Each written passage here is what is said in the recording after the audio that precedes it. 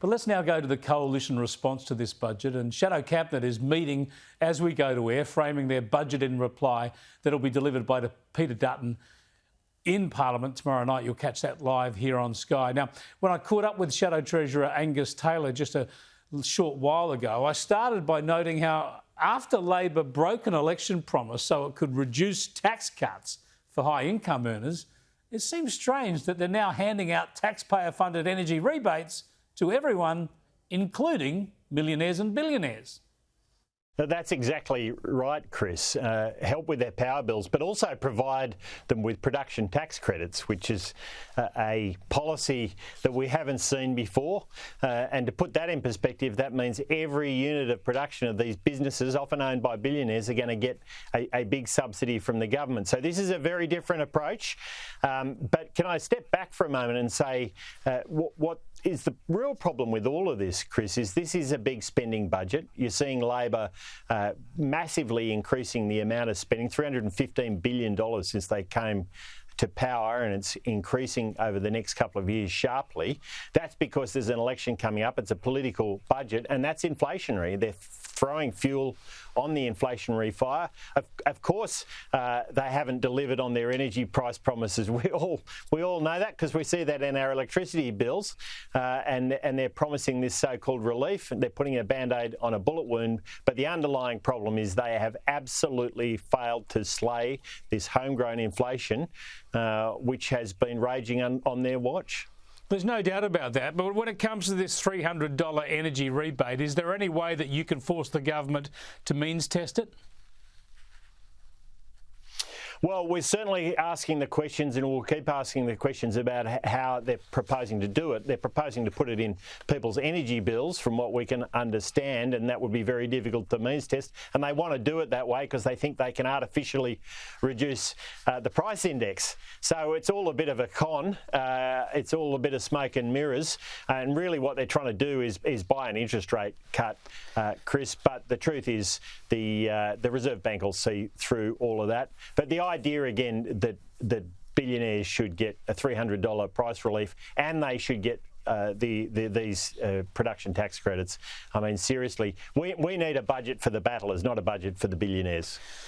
Yeah, well, I said at the outset of this program that this was a trick to try and force down the statistics, force a sort of a trick reduction, if you like, in inflation. The RBA will surely know that a lot of people will spend any savings elsewhere. Plus, at the end of the year, when this rebate only lasts a year, then power prices go back up again and you're stuck with the same problem, surely.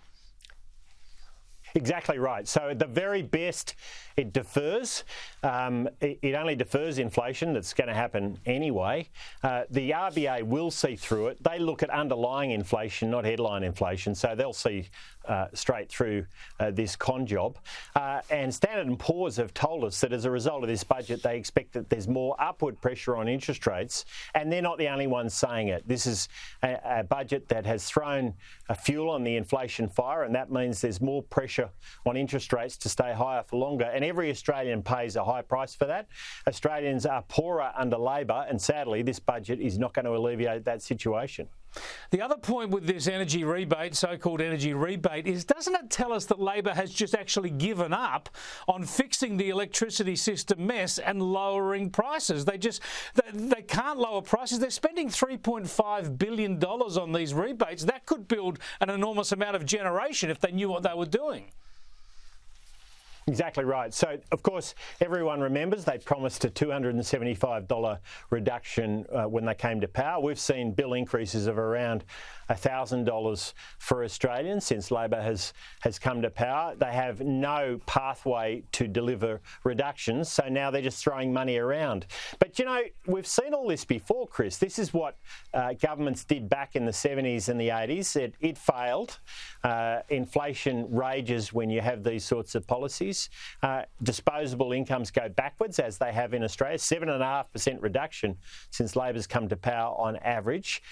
Huge reductions in the standard of living for Australians with a mortgage. And there's no end in sight with these policies. This is a bad budget.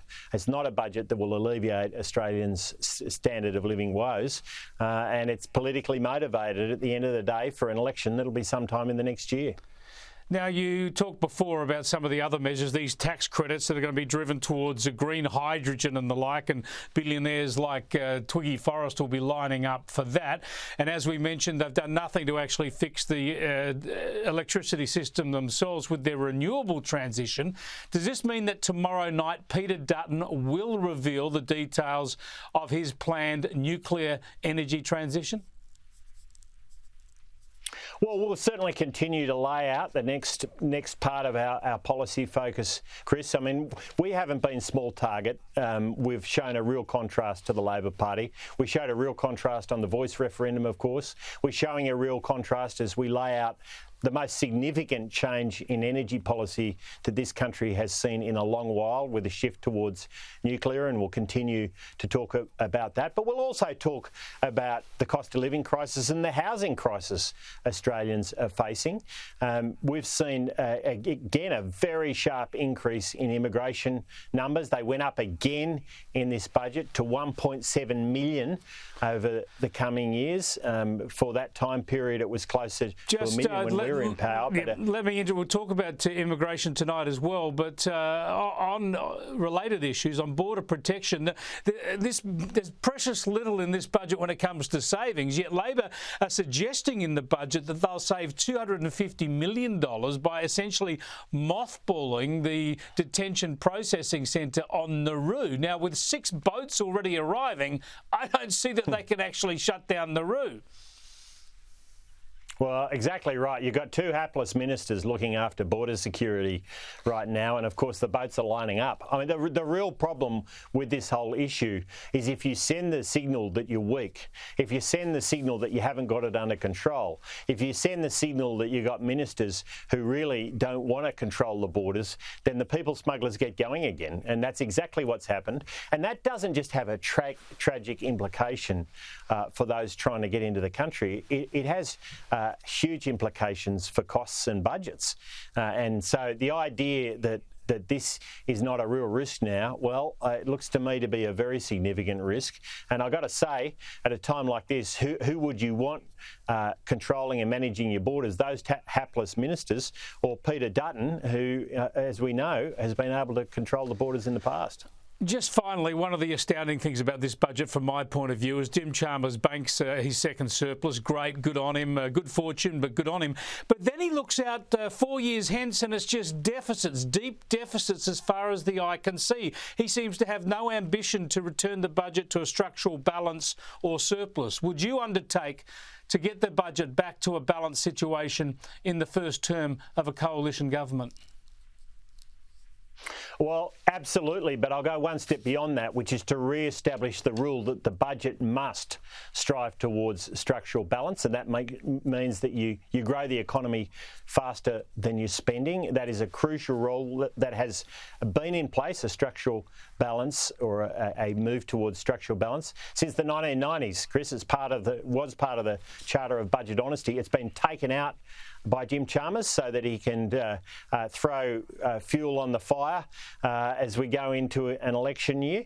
But we'll all pay a high price for that. And that is a very, very bad move by this government. But it's one that means that they're not taking the fight against this homegrown inflation under their watch. They're not taking that fight seriously. Thanks for joining us, Angus Taylor. We'll tune in tomorrow night with great interest. Good on you, Chris. Thanks for having me. Yeah, don't forget, budget in reply from Peter Dutton as opposition leader tomorrow night. We'll be all over it here on Sky as usual.